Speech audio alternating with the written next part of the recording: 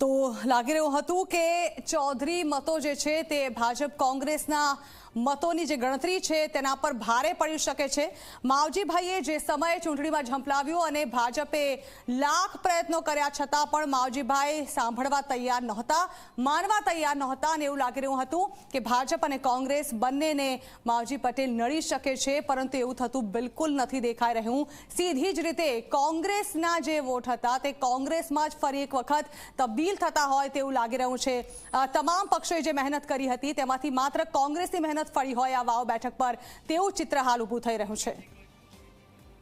તો ગુલાબસિંહ રાજપૂત સાતમા રાઉન્ડના અંતે 11,000 વોટોથી આગળ ચાલી રહ્યા છે। વાવમાં સાતમા રાઉન્ડના અંતે ગુલાબસિંહની સૌથી મોટી છલાંગ 11,422ની લીડ સાથે તેઓ આગળ નીકળી ચૂક્યા છે। એટલે કે હવે જે પ્રકારે ચિત્ર ધીમે ધીમે સ્પષ્ટ થઈ રહ્યું છે એવું લાગી રહ્યું છે કે સ્વરૂપજી ઠાકોર આ વખતે ફરી એકવાર બનાસકાંઠાથી હાર સુધી પહોંચશે, કારણ કે જે પ્રકારે ગુલાબસિંહ આગળ ચાલી રહ્યા છે તે પ્રકારે તો એવું લાગી રહ્યું છે કે હાલ જે ગુલાબસિંહ આગળ ચાલી રહ્યા છે તે છેક સુધી આ જે ટ્રેન્ડ ચાલી રહ્યા છે તે ખરેખર પરિણામમાં પરિવર્તિત થશે કે નહીં, આ અંગે વધુ વાત કરવા માટે અમારા સંવાદદાતા ગૌરવ પટેલ અમારી સાથે જોડાઈ ગયા છે, જેઓ બનાસકાંઠાથી વાવથી અમારી સાથે છે। ગૌરવભાઈ, આમ તો એમ કહી શકાય કે જે પ્રકારે પરિસ્થિતિ ઊભી થઈ છે, આમ તો શરૂઆતી આને ટ્રેન્ડ્સ કહી શકાય, પરંતુ શરૂઆતી ટ્રેન્ડ્સ પ્રમાણે કોંગ્રેસ આગળ ચાલી રહી છે। બની શકે કે થોડો ઘણો ફેરફાર પણ જોવા મળે અને ધીમે ધીમે ચિત્ર બદલાય, પરંતુ હાલની પરિસ્થિતિ શું કહે છે ત્યાં?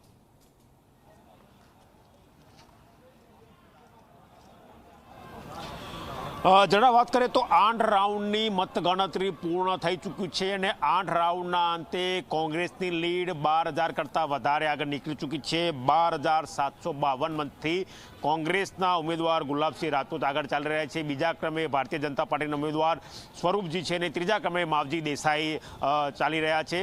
જે 10 ઉમેદવારો હતા તે 10 ઉમેદવારો પૈકીના જે સક્ષમ કહી શકાય તેવા અપક્ષ ઉમેદવાર માવજી પટેલ કે જેઓ દાવો કરતા હતા કે તેઓ આ વિધાનસભાની ચૂંટણીમાં જીત મેળવશે, પરંતુ તેઓ ત્રીજા નંબરે ચાલી રહ્યા છે। બીજા નંબરે સ્વરૂપજી ઠાકોર ચાલી રહ્યા છે અને પ્રથમ નંબરે 8 રાઉન્ડના અંતે હાલ કોંગ્રેસના ગુલાબસિંહ રાજપૂત ચાલી રહ્યા છે।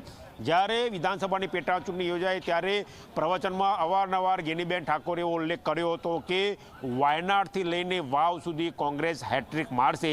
કદાચ એ વાક્ય સાચું ઠરતું હોય તેવું હાલના તબક્કે દેખાઈ રહ્યું છે। 23 રાઉન્ડ મતગણતરી થવાની છે, જે પૈકીના 8 રાઉન્ડ પૂર્ણ થઈ ચૂક્યા છે।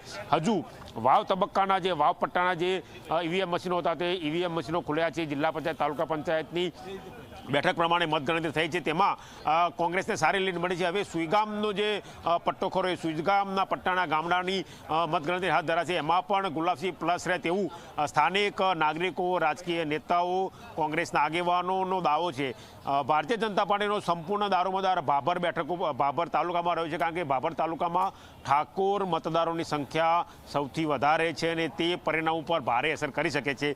જો આ બે તાલુકામાં એટલે કે વાવ અને સુઈગામમાંથી સારી એવી લીડ કોંગ્રેસને મળશે તો તેમના વિજયની આશા બંધાશે। હાલ લીડ સારી ચાલે છે, પરંતુ જ્યારે ભાભરના જે તાલુકાના ગામડા છે તે તાલુકાના ગામડાની મતગણતરી હાથ ધરાશે ત્યારે આમાં મોટો ઉલટફેર પણ સર્જાઈ શકે છે, પરંતુ હાલ કોંગ્રેસ માટે ખુશ થાય તેવી ક્ષણ દેખાઈ રહી છે। બિલકુલ ગૌરવ, આપણે જણાવ્યું કે હજુ ભાજપ માટે પણ સારા સમાચાર આવે તેવી પેટીઓ જે છે તેના ટ્રેન્ડ્સ આવવાના બાકી છે। તેવા કયા કયા તાલુકાઓ છે કે જ્યાંની પેટીઓ ખુલશે? કારણ કે આ જે અત્યાર સુધી ટ્રેન્ડ સામે આવ્યા છે તે કોંગ્રેસની જ્યાં પ્રભુત્વ વધારે હોય તે વિસ્તારો છે। હજી ભાજપનું પ્રભુત્વ જ્યાં વધારે હશે ત્યાં બની શકે કે થોડું ઘણું જે છે તે ચિત્ર બદલાય, ત્યારે કઈ પેટીઓ હજી છે જે ટ્રેન્ડ બદલી શકે તેવી શક્યતાઓ અત્યારે વ્યક્ત કરી શકાય?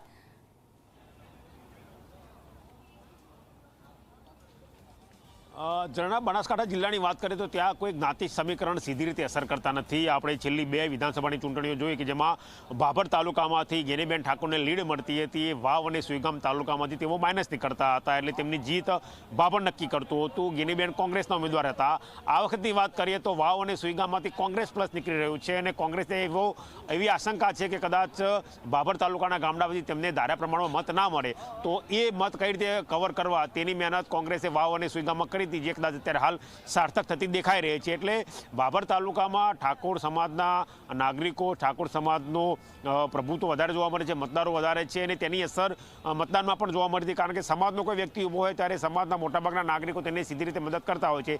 એટલે જો કોંગ્રેસ વધારે માઇનસ, એટલે કોંગ્રેસને ધાર્યા કરતાં ઓછા મત જો ભાભરો મળશે તો આ લીડ તેને કદાચ કામ લાગશે. પરંતુ જો આ લીડ 12,000ની છે જે 15,000થી 17,000 સુધી સુઈગામાં પહોંચી ગઈ તો કદાચ ભારતીય જનતા પાર્ટી આ બેઠક ફરી એકવાર ખોવાનો વારો આવી શકે. અને જો ભાભરમાંથી કોંગ્રેસની જે લીડ હાંસલ કરે છે તે લીડ કાપવામાં ભારતીય જનતા પાર્ટી ભાભરમાંથી સફળ થાય તો તેમનો વિજય નિશ્ચિત જણાઈ શકાય. બિલકુલ ગૌરવ, આમ જોવા જઈએ તો બંને પક્ષો તરફથી ચોક્કસ એવી તૈયારીઓ કરવામાં આવી હશે કે જો જીત થશે તો મીઠાઈઓ વહેંચીશું, અને બંને જે પક્ષો છે તેના જે કાર્યાલયો હશે ત્યાં કોઈ તૈયારીઓ કરવામાં આવી છે? લાગી રહ્યું છે કે કોઈ પક્ષ સેલિબ્રેશનના મૂડમાં હોય અત્યારથી?